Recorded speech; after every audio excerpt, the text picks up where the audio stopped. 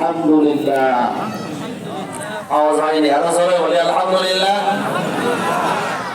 লাখ কোটি দরুদ সালাম সেই মহিয়ান মহিয়ান দু জাহানের বাদশা হাবিবুল্লাহ জনাবে মুহাম্মদ রাসূলুল্লাহ সকলে মিলে বলি সাল্লাল্লাহু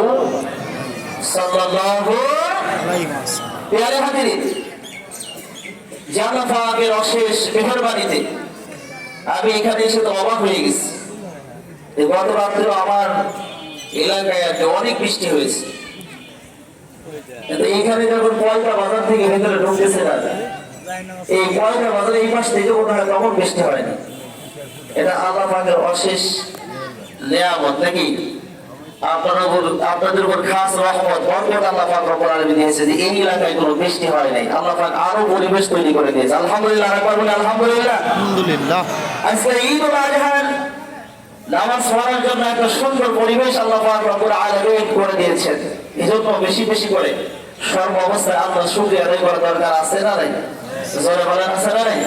আসলে লম্বা কথা হবে না, সংক্ষিপ্ত আকারে কিছু কথা আপনাদের সামনে উপস্থাপন করার মনস্থির করেছে আমার মালিক আল্লাহ তাআলা। যেন কোরআন থেকে কথা বলার তৌফিক দান করেন, ওয়া মা তাওফিকে ইল্লা বিল্লাহ।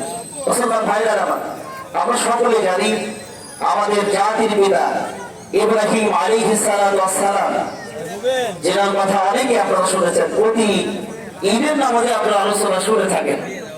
এই ইব্রাহিম আলাইহিস সালাতু ওয়াস সালামের উপর অনেকগুলো পরীক্ষা আসছে। সবগুলো পরীক্ষাতে ইনশাআল্লাহ তিনি এনাকে আল্লাহ পাক রব্বুল আলামিন গোল্ডেন এভিলাস পেয়ে তিনি পাস করেছেন। আলহামদুলিল্লাহ, আলহামদুলিল্লাহ। ইব্রাহিম আলাইহিস সালাতু ওয়াস সালাম সংক্ষিপ্ত আকারে মূল যে কথাগুলো সেগুলো আমি বলার চেষ্টা করবো, খুব মনোযোগ দিয়ে কথাগুলো শুনবেন। ইব্রাহিম আলাইহিস সালাতু ওয়াস সালামের বয়স যখন 80 বছর, জোরে বলেন কয় বছর? আওয়াজ হয়নি, আরো জোরে বলেন কয় বছর? 80 বছরের মানুষ বলুন তো দেখি, আমাদের মতো কি তরতাজা হয়? এরকম কি হয়? না, বুড়া হয়ে যায়। হযরত ইব্রাহিম আলাইহিস সালাতু ওয়াস সালামের চামড়াগুলো যখন হাড্ডির সাথে লেগে যাচ্ছিল, একেবারে বুড়া হয়ে গেছে। ঠিক এমন অবস্থায় 10 থেকে 12 জন সামনে দিয়ে যাচ্ছেন। এমন সময় দেখেন জাতির পিতা ইব্রাহিম আলাইহিস সালাতু ওয়াস সালাম যাচ্ছেন।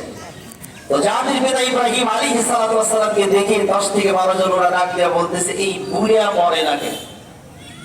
এই বুড়া, আজকে বুড়া মানুষের কিন্তু আমরা সম্মান করি না। এটা আমাদেরকে জানা উচিত। জাতির পিতা ইব্রাহিম আলাইহিস সালাতু ওয়াস সালামের কিন্তু পৃথিবীর মধ্যে সর্বপ্রথম তিনার দাড়ি মোবারক, চুল মোবারক সর্বপ্রথম পাকছিলেন। আলহামদুলিল্লাহ বলেন না? আলহামদুলিল্লাহ। সেই জাতির পিতা ইব্রাহিম আলাইহিস সালাতু ওয়াস সালামের এবার 10 থেকে 12 জন ওরা ডাক দিয়ে বলতেছে, এই বুড়াটা মরে না কেন? কিসের এক আল্লাহর কথা বলে, ঈশ্বর কিতাবের কথা বলে, এই বুড়া মরে না কেন? আজ আমাদের সমাজে কিছু মানুষ আছে যারা বলে থাকে, এই আলেম ওলামা বেশি কথা বলে কেন? আলেম ওলামা মারা যায় না কেন?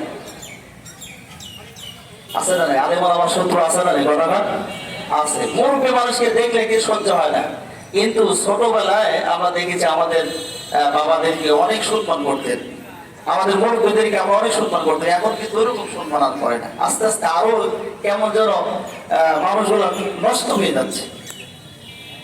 জাতির পিতা ইব্রাহিম আলাইহিস সালাতু ওয়াস সালাম এই কথা শুনে যে মারা যায় না কেন?